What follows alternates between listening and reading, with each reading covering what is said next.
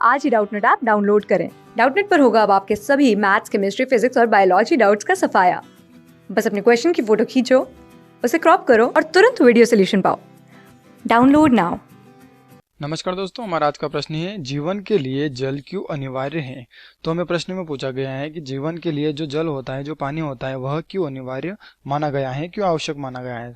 तो दोस्तों सर्वप्रथम हम देखते हैं कि जो जल होता है यह क्या होता है, एक प्रकार का रासायनिक पदार्थ होता है। क्या होता है?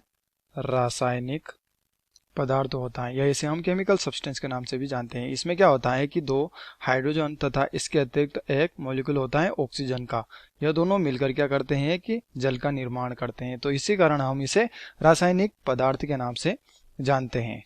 इसके अतिरिक्त दोस्तों जो जल होता है वह समस्त जीवों का आधार होता है, क्योंकि समस्त जीवों के लिए यानी कि जितने भी जीव होते हैं उनके लिए जल अति महत्वपूर्ण माना गया है।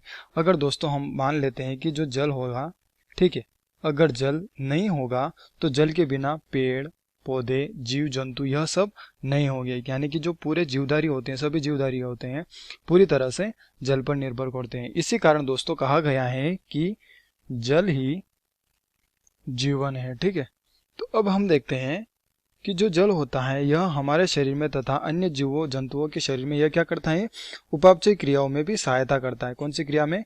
हम लिख सकते हैं कि उपापचयी क्रिया में। ठीक है, और दोस्तों यह अपचयन क्रिया में भी सहायता करता है।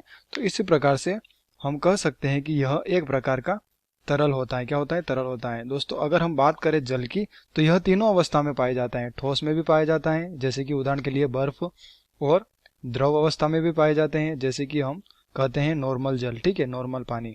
और इसके अतिरिक्त यह गैस अवस्था में भी हो सकता है, जैसे कि जल की भाप। ठीक है, तो इस प्रकार से यह अलग अलग अवस्था में यानी कि तीनों अवस्था में पाया जाता है। और अगर हम बात करें हमारे शरीर की, तो दोस्तों एक कोशिकाओं को जीवित रहने के लिए, यानी जितने भी एक कोशिका होती है या प्रत्येक कोशिका होती है, उन सभी को जीवित रहने के लिए किसकी आवश्यकता होती है? जल की तथा भोजन की आवश्यकता होती है। यानी कि हम कह सकते हैं कि जीवों को किसकी आवश्यकता होती है? जल की आवश्यकता होती है। ठीक है, तो जल शरीर में घुलने वाला एक पदार्थ होता है, जिसके कारण यह परिवहन क्रिया में भी सहायता करता है। कौन सी क्रिया में? परिवहन, या हम कह सकते हैं कि स्थानांतरण की क्रिया में भी सहायता करता है या सहायक होता है।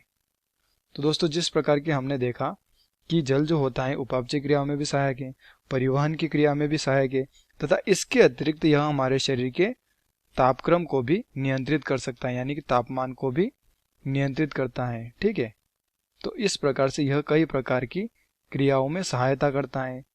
तो इसी कारण दोस्तों जल हमारे शरीर के लिए या अन्य जीवों के शरीर के लिए अति महत्वपूर्ण माना गया है। तो इसीलिए कहा गया है कि जीवन के लिए जल अनिवार्य होता है। तो धन्यवाद दोस्तों, आशा करता हूँ आपको यह उत्तर जरूर समझ में आया होगा। क्लास 6 से 12 से लेके नीट, IIT, जेईई मेंस और एडवांस के लेवल तक 10 मिलियन से ज्यादा स्टूडेंट्स का भरोसा।